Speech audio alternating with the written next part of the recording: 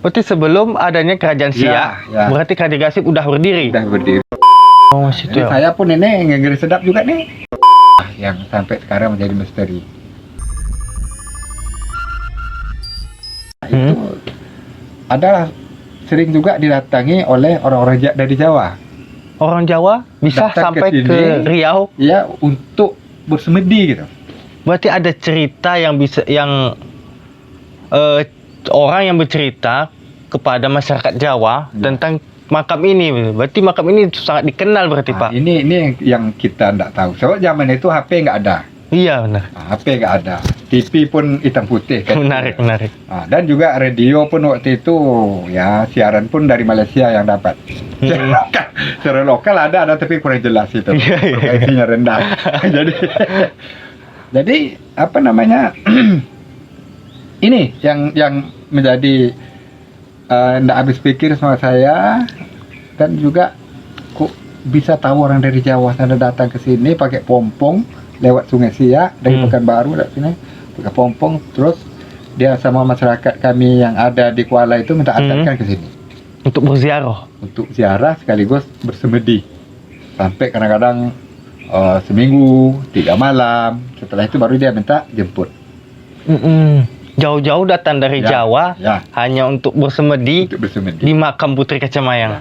Ya. Berarti Putri Kacamayang ini mungkin ada sosok atau kerajaan Gasib ini mungkin kerajaan yang dikenal banget itu, Pak. Ya, jadi ya itu yang saya katakan dari awal tadi, kerajaan sangat disegani. Jadi ilmunya itu ya orang-orang di kita Jawa kan ini ilmu-ilmu yang seperti ini orang tuh sangat kental itu. Iya. Sehingga mungkin ya dengan pandangan batin dia, dengan perasaan dia tahu Ada makam di sini, ya, ada bahwa di sini ada tempat yang sakral.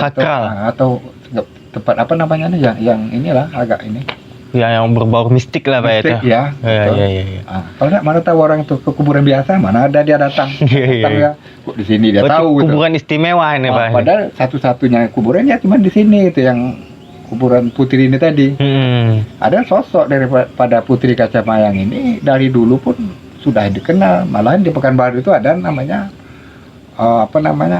Taman Putri Kacamayang. Dulunya belum ada taman-taman lain, cuma 4 taman Putri Kacamayang itu yang ada. Nah, itu adalah salah satu dari nama Putri Kerajaan Gasib. Berarti Putri Kerajaan Gasib ini kan sempat saya dengar cerita dari Bapak tadi kan, cerita Putri ini bakal ditunangkan, dinikahkan sama Kerajaan Aceh. Ya, jadi itu memang ini alur cerita itu. Alur ceritanya itu, Pak, seperti apa itu? Berbeda-beda sebetulnya. Berbeda persepsi, Jadi, Pak, ya. Jadi yang saya dapat itulah memang pernah Kerajaan Aceh itu datang ke sini, ke Kerajaan Gasib ini untuk meminang lah kan. Meminang Putri Gasib. Kerajaan Kerajaan Gasib. Tapi kita tidak tahu entah apa alasan daripada Kerajaan Gasib ini menolak pinangan dari Kerajaan Aceh. mahkota Kerajaan Aceh tadi. Ya kita pun siapapun orangnya mungkin kurang enak lah kan gitu. Iya. Sehingga mau diserang secara terang-terangan nggak mampu, nggak bisa, nggak telak. Kerajaan Aceh mau menyerang kerajaan waktu itu tidak akan mampu gitu. Iya. Nah, cuman macam mana caranya pakai akal. Strategi lain, Pak. Strategi. Nah, sehingga itu konon kabarnya ya itu tadi dia mengeliling dari belakang dari buatan sana. Dari sana buatan dia ada tukang tunjuk jalan orang dalam di sini yang boleh dikatakan ya kalau istilah kita kan berkhianat, Menyusup, Pak, ya. Ya menyusup lah kan. Sehingga orang tuh tahu jalan ya diserang lah. Sementara raja dan panglima-panglimanya di Kuala sana di ranginannya ada peranginan nama sana, tempat santai istilahnya, kalau sekarang namanya villa lah kan. Tempat rekreasi, istirahat itu, Pak. Iya, istirahat, main catur. Jadi waktu itu datanglah dari sini melapor ke sana, tuanku, ini ada musuh tuanku. Kalau musuh ya ini kita sini. Dia pikir catur ini tadi gitu. Nah, sehingga di sini sudah porak-poranda. Dan diserang sama kerajaan Aceh. Kerajaan Aceh tadi, sehingga diculik lah, diambil lah Putri. putri tadi, dibawa lah pulang ke sana kan. Jadi sehingga ya tentulah umpamanya kerajaan raja ini tadi, ayah daripada Putri Kacamayang tadi merasa ya sangat marah, geram, dan bermacam-macam lah perasaan itu bergejolak. Iya iya iya. Sementara anaknya satu-satunya cuma Semata wayang, we. semata wayang.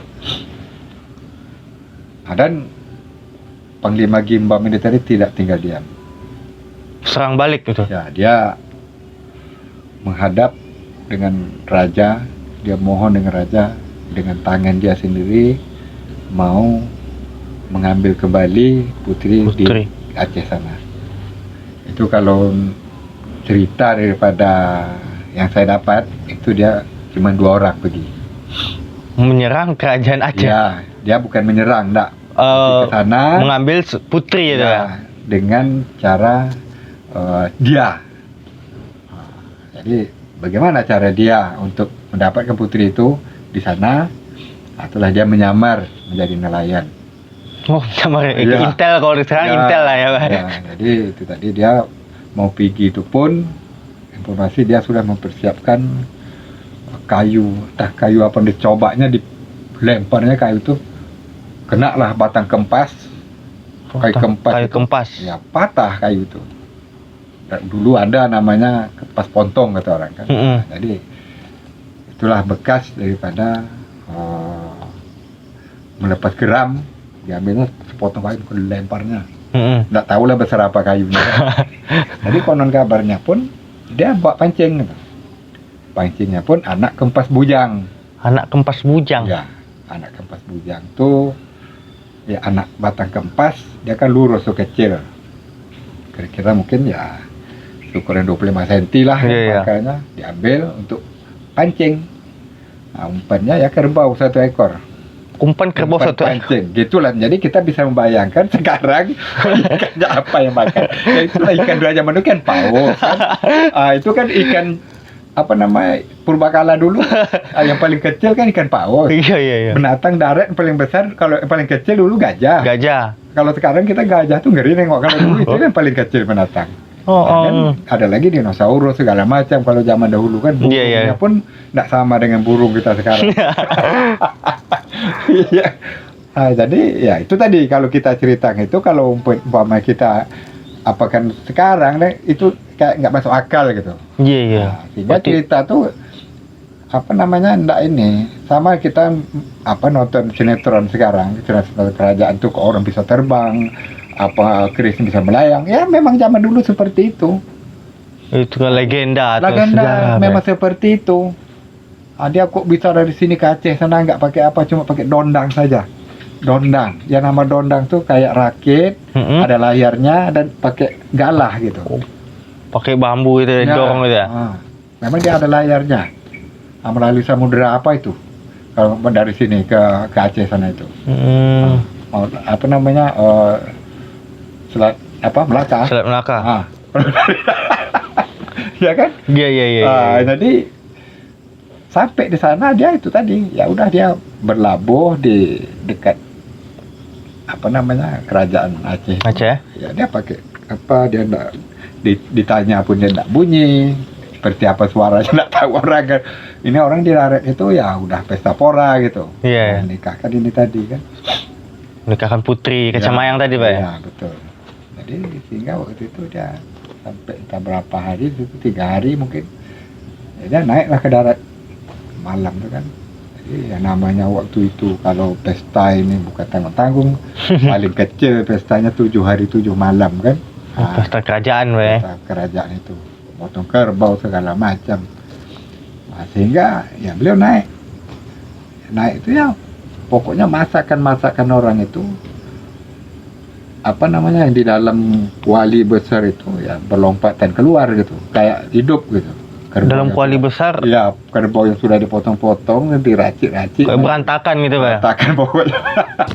Jadi apa losong dengan hantan itu kan dari zaman dulu kan untuk numbuk padi. Numbuk padi. Ya, udah berantakan belago kayak apa Kayak berantem lah gitu Pak ya. Berantem gitu. Jadi orang tuh bingung, heboh sehingga tidak lama kemudian turunlah angin topan, ribut segala macam.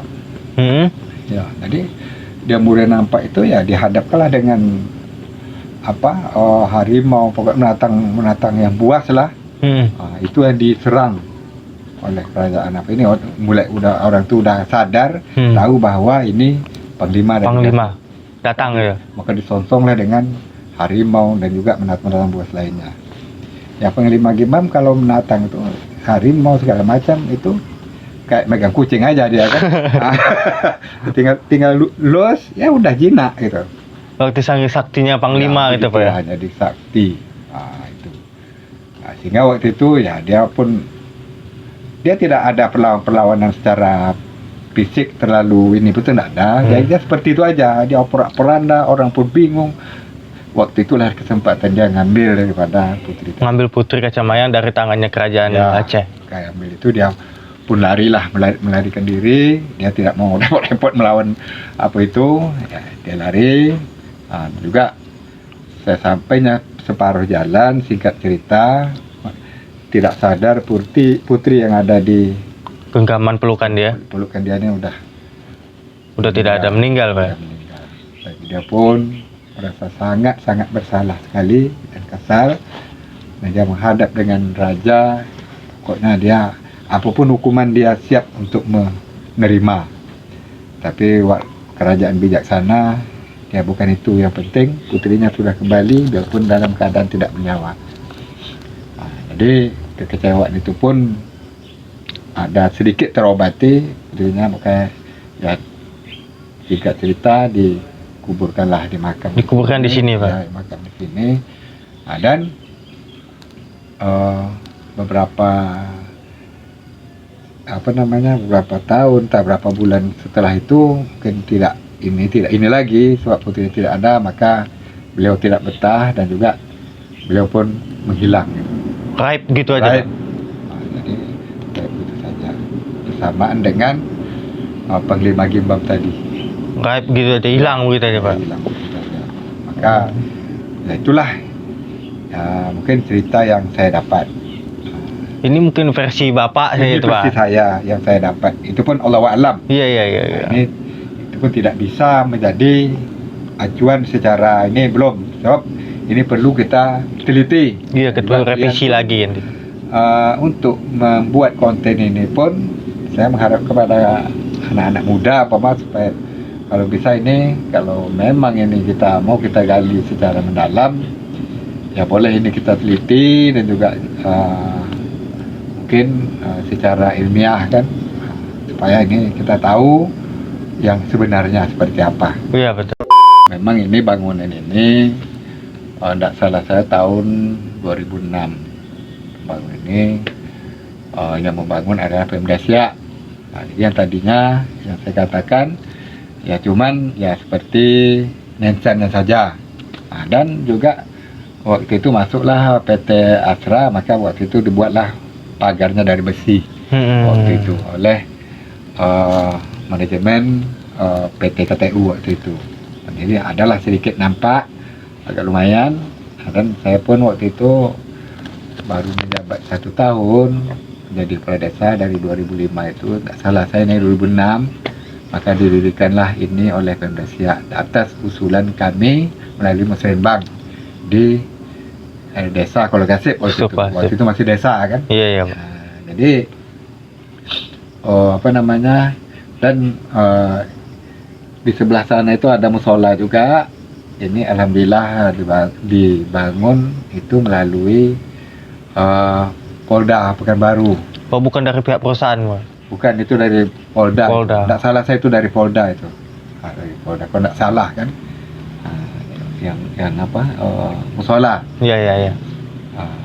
Jadi menyambung apa yang kamu sampai tadi, memang ini adalah suatu potensi bagi Kampung Kolokasip, yaitu destinasi wisata yang perlu kita jaga, perlu kita rawat, sebab untuk membuat ini lagi ini sangat mahal gitu.